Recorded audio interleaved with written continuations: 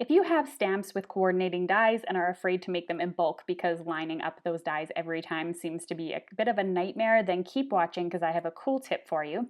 And I also want to create a slimline card today that doesn't require slimline supplies, so that you know that you can create slimline cards at any point in time without needing any specialty products. And we're going to talk a little bit into how you can manipulate your products to make them work for slimline cards. Okay, so I am laying out all of my stamps here. I'm using a Christmas Village. I absolutely love all of these types of stamps, dies, and what have you, because they remind me of Christmas markets in Germany. So I am putting them a little bit apart from each other because I want to have enough room for the die cuts, and I want to have enough room to ink all of them using a different ink pad each time. So making each one of them a different color. And I am going in with my Catherine Pooler inks in order to do so because I don't really trust other ink pads when it comes to stamping solid stamps to get it right. So I'm just going in and I'm saving myself from having to stamp and ink every single time and removing it from the Misti when I just have them all laid out on the Misti and I just go in with the ink pad individually. It goes a lot faster. For the trees, I'm just going to keep them all a single color just to make things easier.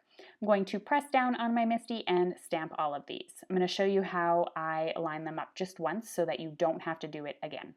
So here are all the little houses and trees. They are super cute. I'm going to die cut them, and all I did was a standard die cut. I added my dies, used some mint tape or repositionable adhesive in order to keep those in place. Now here is the trick if you want to do this more than once. Flip over your dies, and you want to make sure you see I used quite a bit of adhesive on the front, and there's a reason for that. So I am removing the pieces that it cut out from the back, and I'm keeping the dies here in place on my sheet of cardstock, so that when I go in and I stamp all of my stamps again, all I need to do is I've now created a template for all of my dies to be on. So the key is don't remove the stamps, leave them in place on your Misti stamping tool, and they'll be in the exact same spot. And all you need to do is put the die cuts on top and then line them up. And all of your tape is already on there already, and you can run this through the die cutting machine. Now I'm using 80-pound Neenah Solar White cardstock. The dies are thick enough to cut through 2 pieces of cardstock, so I just leave them on that already cut piece, and then I remove the second layer and all of them get cut out. So you save yourself a ton of time having to line them up each time. And now I have a whole pile of trees and houses to put onto some cards. So originally I found my background to be a bit boring. I took a square embossing folder that was of snow falling, and I placed it once on my paper and ran it through my die cutting machine, and then once on the other side and ran it through my die cutting machine.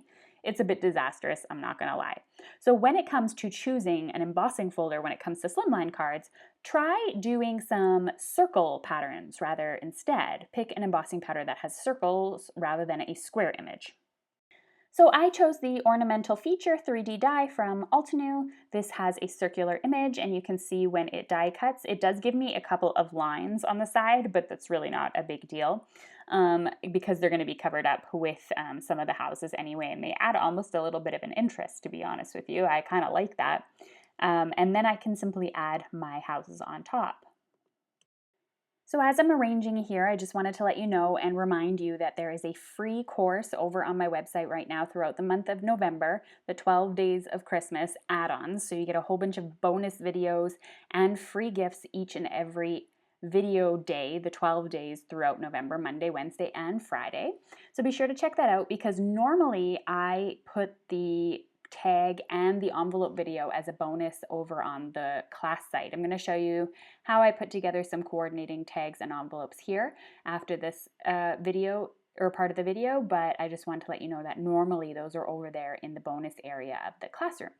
So I have added some of those die cuts as well as a Hello Winter using that same sentiment that comes with the housing stamp from Catherine Pooler.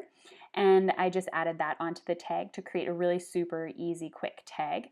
And then as far as the envelope goes, I can just add some more of those die cuts onto the front, and that will also make it all coordinating and look absolutely fabulous without interrupting some of my text that I need to write on the front of an envelope.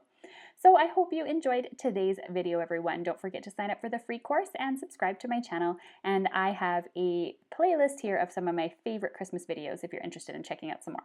Thanks for watching. Bye for now.